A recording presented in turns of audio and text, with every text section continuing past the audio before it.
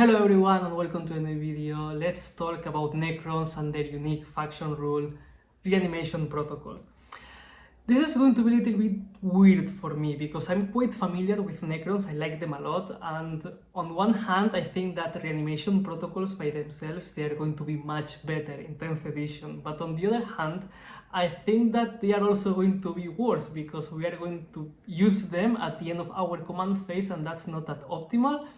But let's leave the bad part for later. Let's start with the good things. So I like them so much in 10th edition because they mix the reanimation protocols and the role of living metal, and this is fantastic in my opinion, and this is going to benefit a lot of units and miniatures in the Necron armies. This is going to be quite nice and interesting, and I like it a lot. I think it's perfect, it's great. So how does the reanimation protocols work? At the end of our command phase, we are going to be able to activate reanimation protocols for units in our army. So it's going to be simple. We roll 1d3 and we get up to d3 wounds. And it's going to have like two steps. First step, is there any miniature in that unit that it's lacking wounds? If it does, that miniature is going to regain wounds. And we will use those d3 wounds to heal this miniature.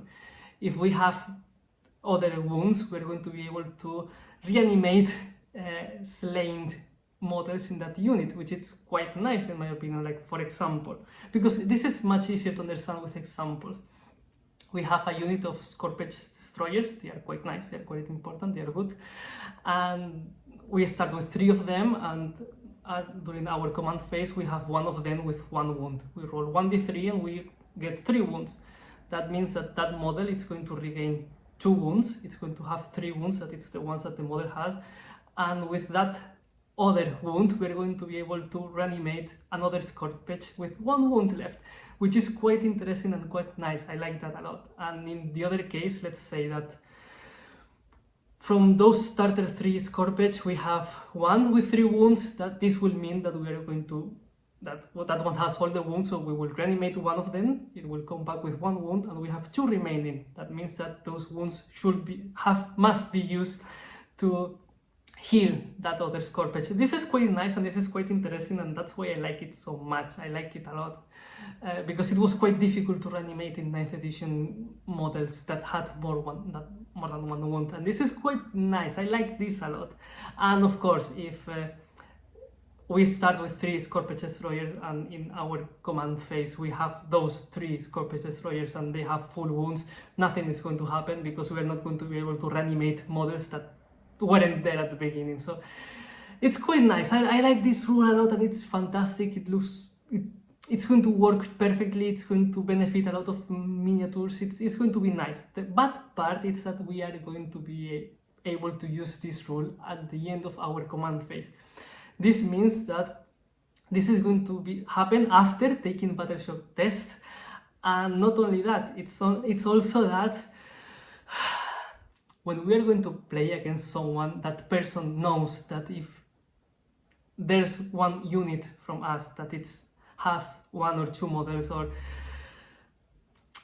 that is not fully destroyed, we are going to be able to use this reanimation protocol. So the common sense, it's like, okay, I'm going to destroy your units, you're not going to be able to have any model remaining from the units that I'm going to attack. I will focus on eliminating fully units, not like hurting them. No, I'm going to go for them and destroy them, and good luck, because you're not going to be able to use reanimation protocols. That's why I think that it's not going to be that useful. But again, we need to wait how lethal the next edition is going to be. Maybe Necrons are going to be more resistant and they are going to endure much better the enemy fire or enemy hits, so maybe it's going to be nice. They are not going to die easily and they are going to be able to be on the battlefield for more, and they should resist, so we can use these reanimation protocols. I hope so, because if not, it's going to be such a weird rule. And I don't want to talk more about this article in Warhammer community because we have a lot of things to know. I mean, they only shared some things. I have to say that I don't like the fact that the Necrons have like this not higher enough leadership, but we will see how this is affect it in the future, because we don't know if there's more rules or what else. I mean, we don't know, we only know these details, so we need to know more about them. So for now, this is my opinion about Reanimation Protocols, because there's not much else to say. I think that they are much better by themselves, but the fact that we're going to be able to use them at the end of our command phase is not that useful. And we will see how this goes in game, of course, because that's the important part. So this is everything for now. Thank you very much for watching. If you're still here, please consider giving me a like and subscribing, and see you next time.